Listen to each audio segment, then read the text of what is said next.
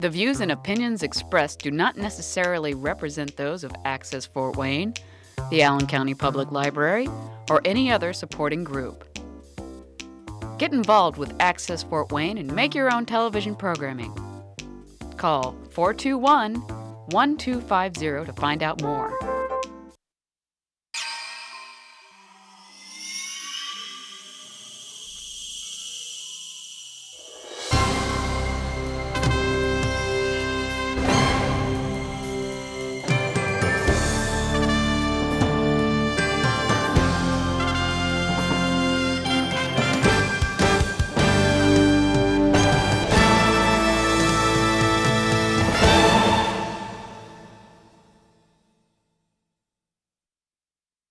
And I'm so glad that you've all made the effort to come tonight to attend the program that we're offering tonight. Tobacco Free is not a change I'm ready to make. I want to give a little bit of a history about Fort for Fitness and about the community health and wellness programs before we actually begin tonight's program. And my name is Marcia Worthington, and I'm the director of Fort for Fitness Community Health and Wellness.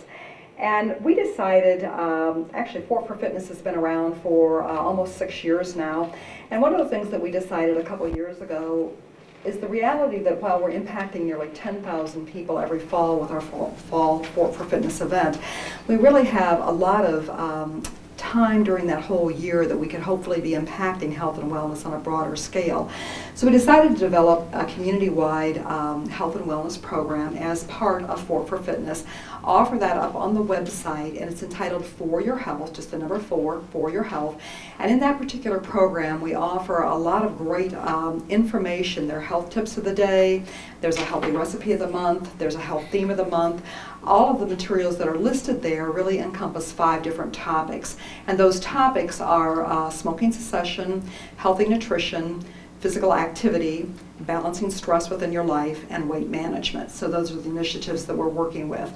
The other thing that's really neat is a community health and wellness calendar. So if maybe it's the weekend and I've got my grandkids, and I think, well, what could we do? I can click onto that calendar, and many times there are health fairs, there's runs, there's walks, there's bike rides, a lot of neat things going on in our community, and so many of them are totally free, so that makes it even better. So I encourage you to take a look at that calendar and see if there might be some great options there for you or for your family members. One of the things that we decided when we were doing this program was that this year, 2012, we wanted kind of a new, fresh emphasis. So we came up with a new initiative that is called 1 Year, 1 Healthy Change. And our goal when we kicked off back in February was not to be a resolution, so to speak, that we might pick up one day and forget a week or two later, but truly all year long, just be kind of driving that little phrase or mantra to say, is there something about your lifestyle that you really need to change? You know, it might be eating more healthfully. It might be, golly, I'm just way too sedentary. I really need to start exercising and moving my body more. One lady had told me, she said, I really need to give up soda pop. I cannot believe how much soda I drink in a day's time and how much that's affecting my weight.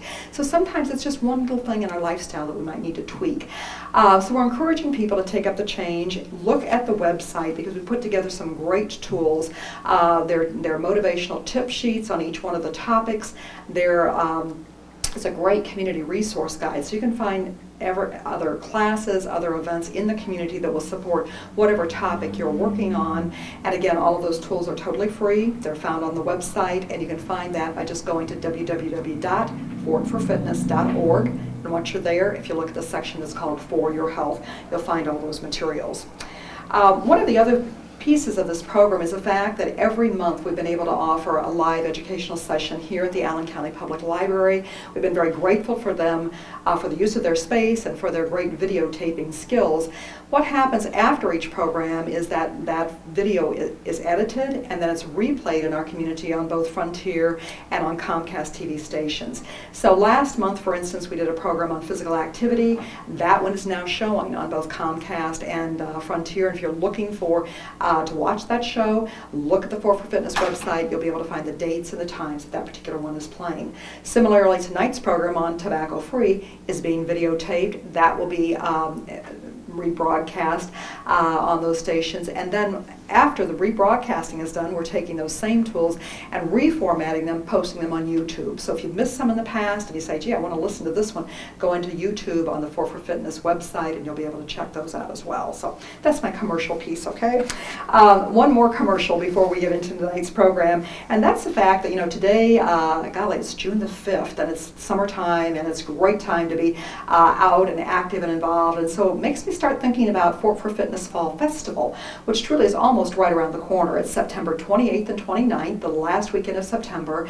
We've got great opportunities for people, and all of you hopefully will want to become involved. I brought brochures tonight for all the different events, so if you didn't pick one up, be sure and do that at the back of the room when you leave.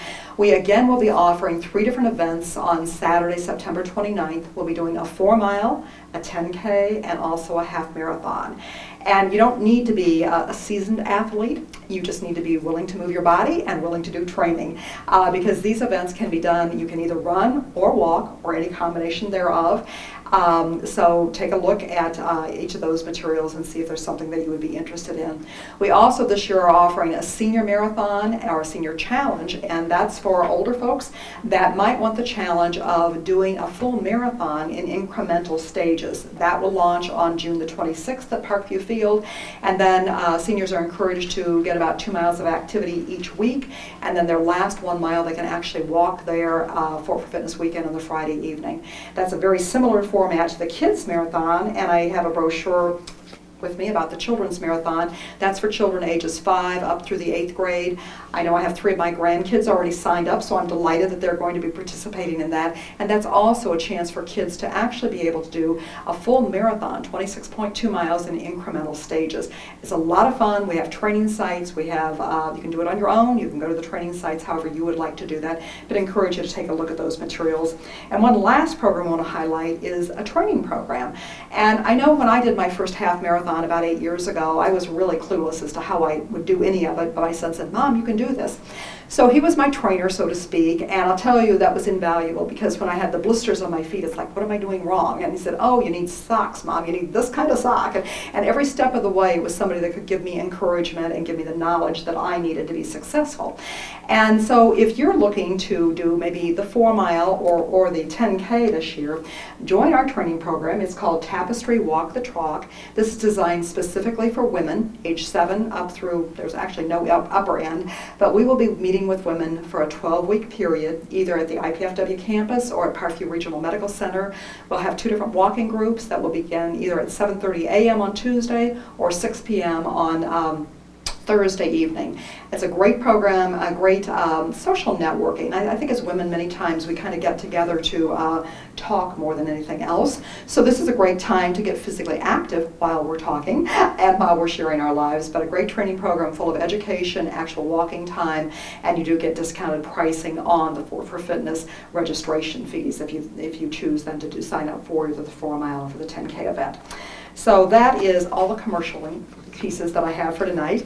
And without further ado, I would like to introduce tonight's topic. As you can see on the slide, it's called Tobacco Free. Is this a change I'm ready to make?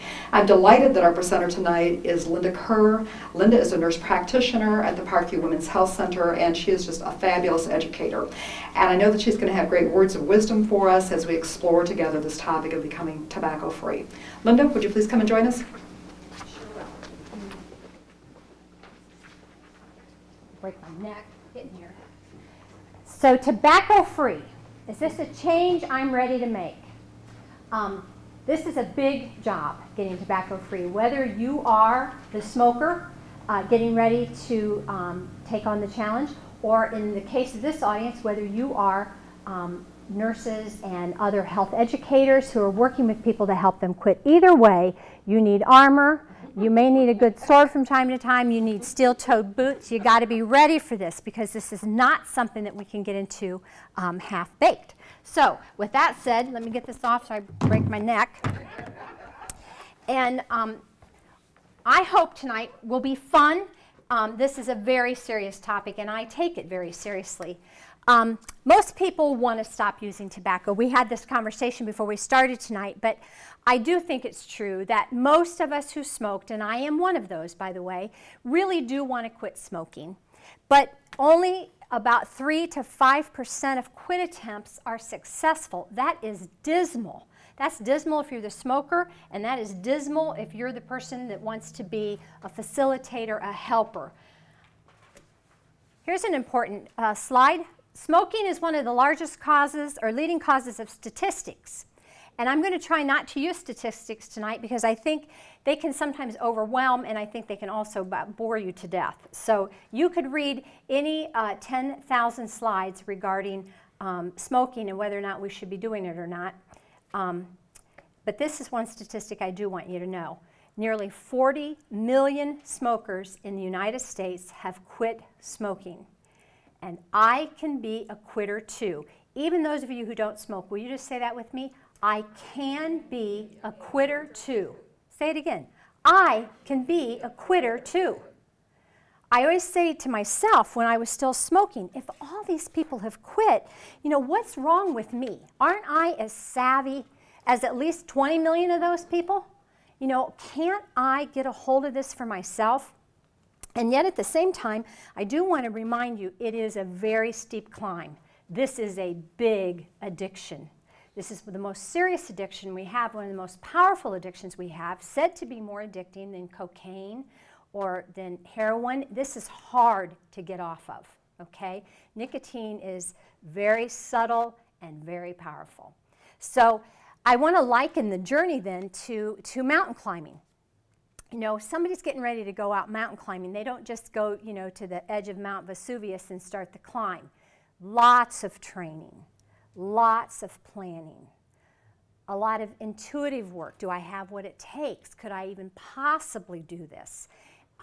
They engage in some support. Who's going to be a part of my support team? You know, who's going to help me with my ropes? There's a lot of people that need to be a part of our quitting plan.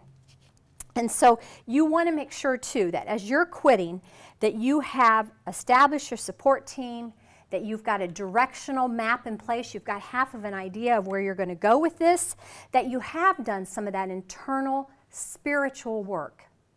You know, if you have a higher power in your life, what kind of interaction do we need to be having? How will you help me?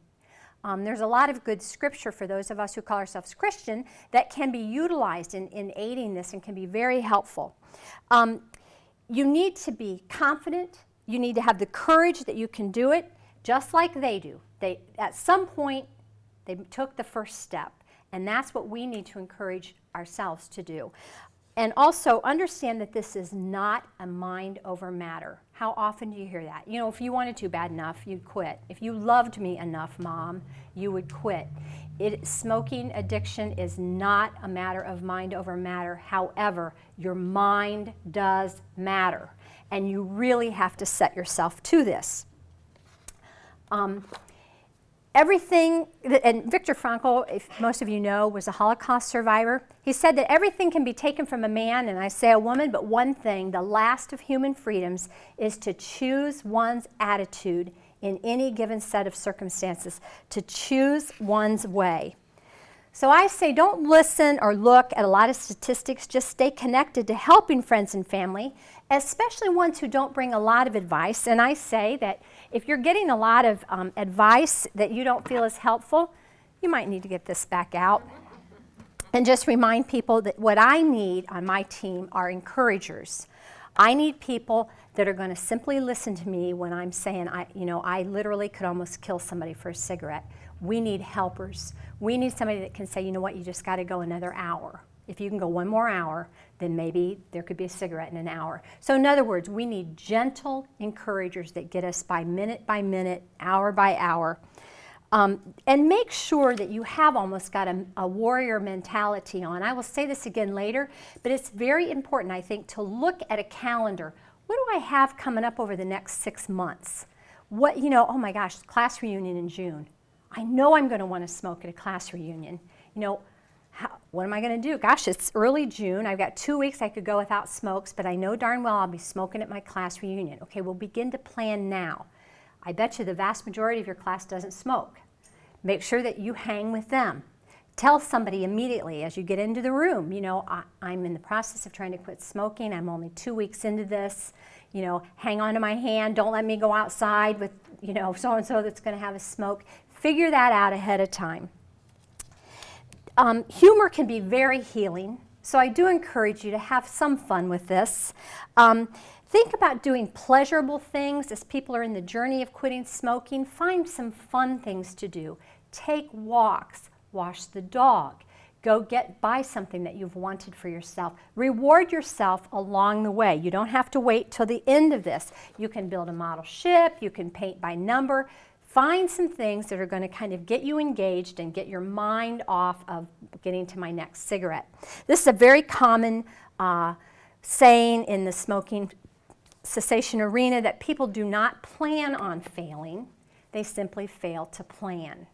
This is one of the reasons why cold turkey smoking turns out to be so unsuccessful. You had a great idea on Monday, lock solid, and by noon on Monday, I didn't have a plan for what I did at break.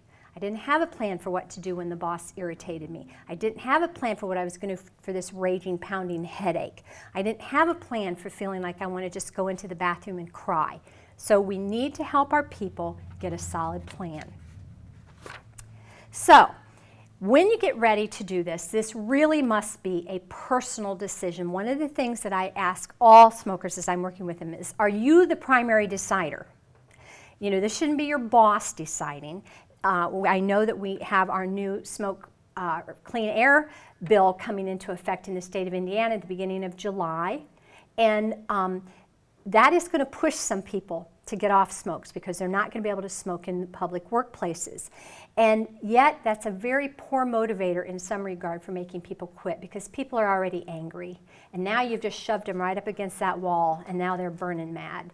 So people need to make this decision for themselves. They need to make sure that this is the right time for them.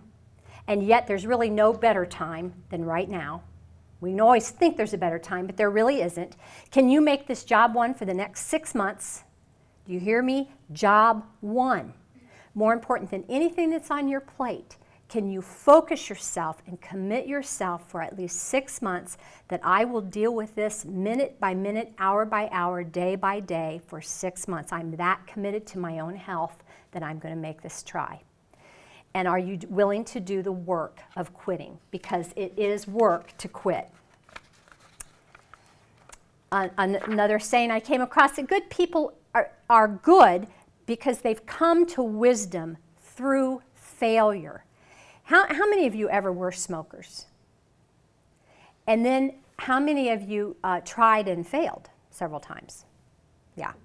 And that frustrates the smoker. They think, well, crap, I've tried so many times, it didn't help. I might as well just forget it. No, because we know previous quit attempts are good. The more, the better. So please never feel frustrated that you've made a dozen quit attempts, because in every one of those, you learned something you didn't know before.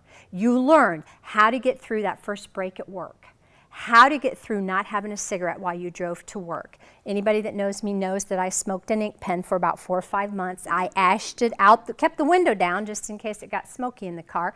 But that helped me. I had to break that habit of my hand to my mouth, and so, you know, that was a helpful thing to me. So plan for those kinds of things. Think about what you learned and what made you fail.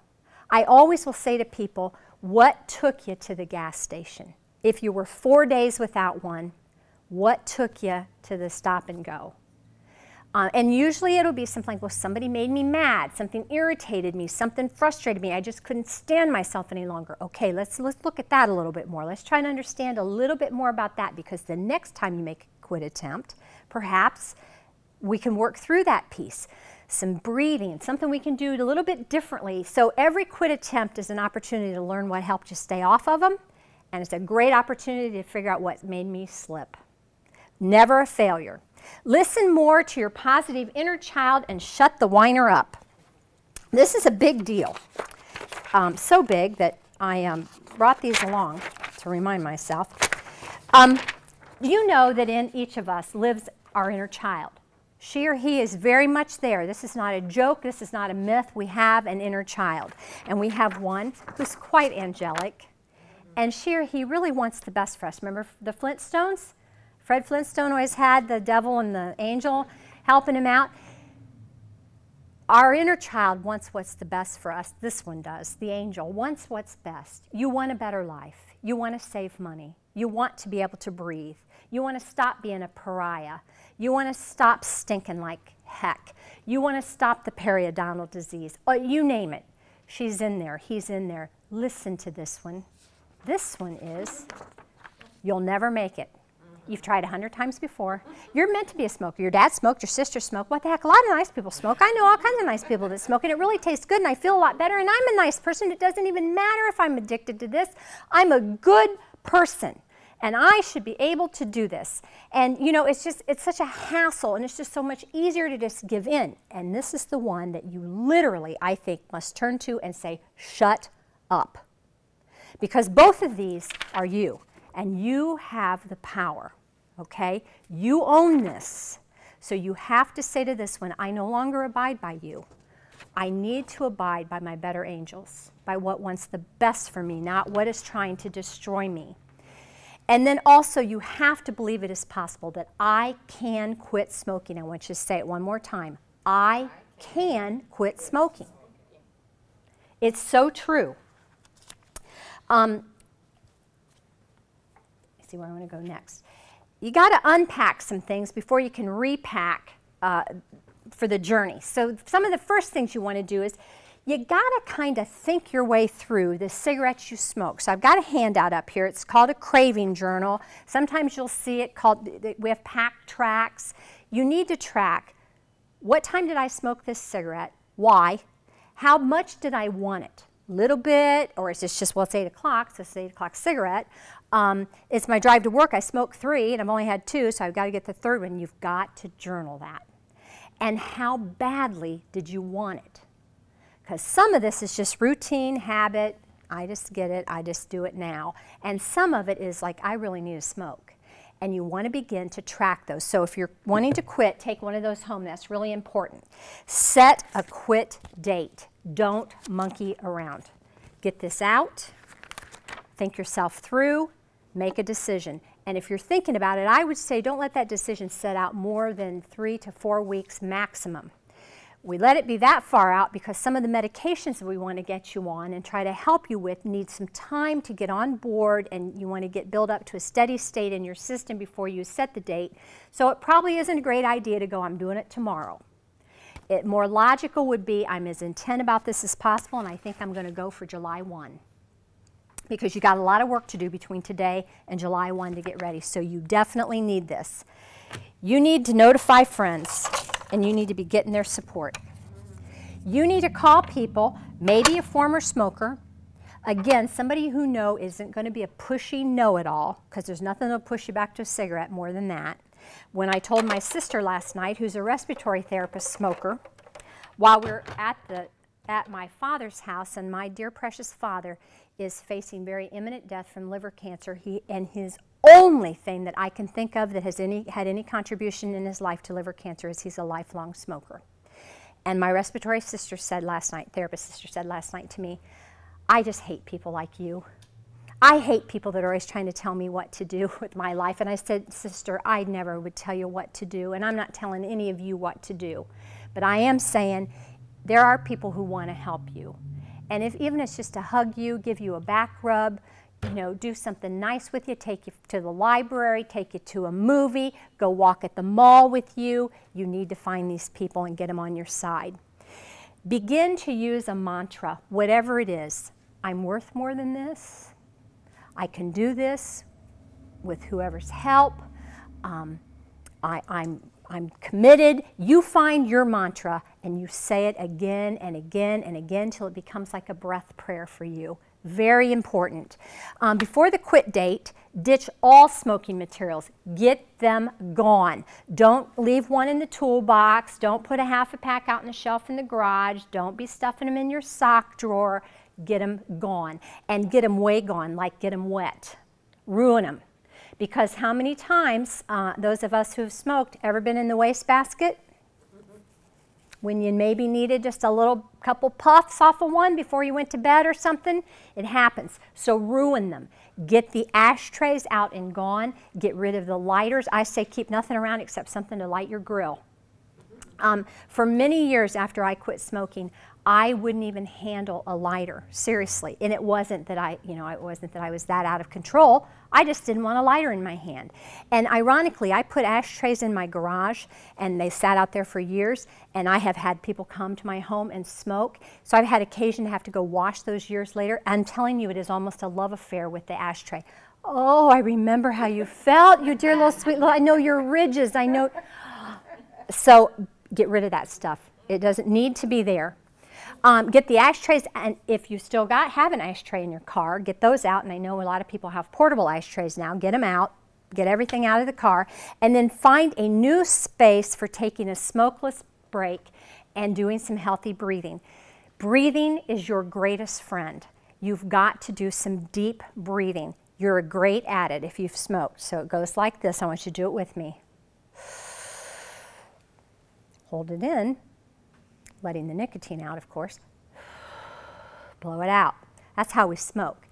Deep breathing goes like this. I want to suck breath into my belly button. Suck it a little more. Draw it a little more. Draw it a little more until I'm up almost under my shoulder blades. Tuck my tummy in. Blow it out. Close your eyes and let's just do it again. If your legs are crossed, I want you to just uncross your legs, sit there comfortably. We're going to do this a couple of times. So we're stacking breathing, okay? I want you to just relax and nice and easy. Just breathe to the navel and in and in and in and in. Hold it. Tuck your belly in and allow it to come out. That is important stuff. You are very good as a smoker at expanding your rib cage.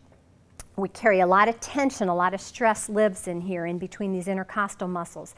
And so as a smoker, every time I went out and engaged myself in a smoke, I stretched my rib cage, I relaxed. I probably went with a friend and we had some good chatting going on, and part of our chatting going on while we were smoking was we were releasing the chemical oxytocin from our brain, which, anybody know what oxytocin does? What? You can say. Pleasure hormone. Pleasure hormone that is the letdown reflex for breastfeeding. We know that smokers secrete oxytocin when they smoke, and that creates some real affiliation, not only with this thing, but with whoever you happen to be smoking with. And those of you who have been smokers would know, I think, we're very good friends with our smoking friends. We have very tight relationships, and in part that may be some chemical at play. So that's an important thing, but this relaxing this rib cage is part of the pleasure we got with the smoking break. So please continue to take those breaks. Do not go to the same place you've always gone. If you always smoke in the garage, don't ever go to the garage to clean air smoke. Go to the front porch, the back porch, the swing set, a tree house, somewhere where you can take in nice free oxygen in and blow out all that stuff, that junk that's in there. Let it out. That's such an important thing. Deep breathing could be your salvation. It sounds crazy, but it's very true. Now, after you get unpacked, you got to repack. So what do we need to take?